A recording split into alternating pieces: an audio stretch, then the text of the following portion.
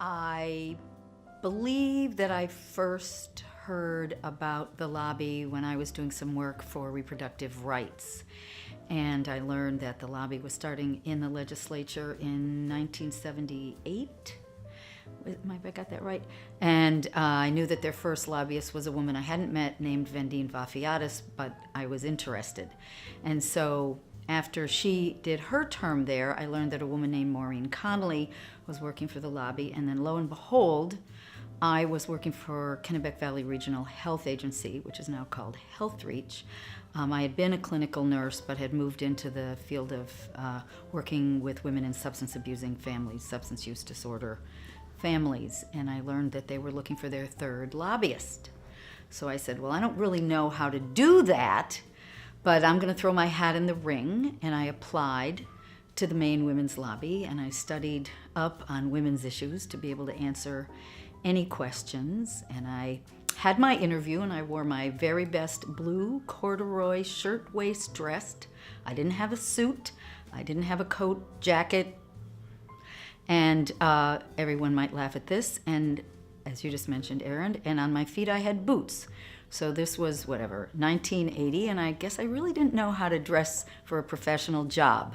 But lucky for me, I got the job. I don't know who my competition was, never learned. And it was absolute on-the-job training starting in January 1981.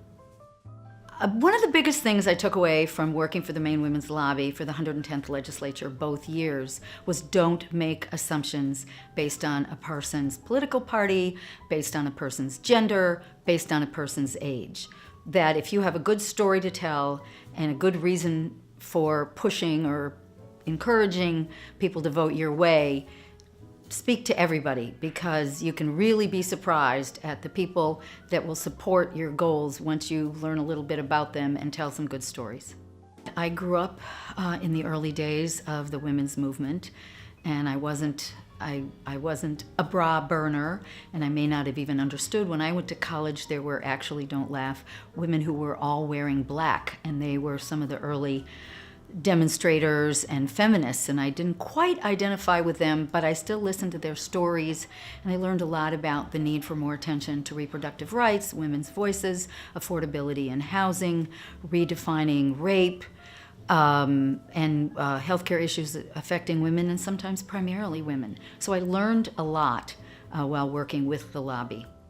I hope we get more and more women involved in the Maine legislature, certainly running for office and coming up and lobbying as citizens. They don't have to be registered lobbyists, they don't have to represent an organization, but come up to represent things that are of concern to women, children, families. It's important for all of us to educate ourselves on what is the legislature considering and how can we have success. Medicaid funding is a big example of how we needed to make sure that passed, and it did pass, and we got to keep attention on making it come to fruition.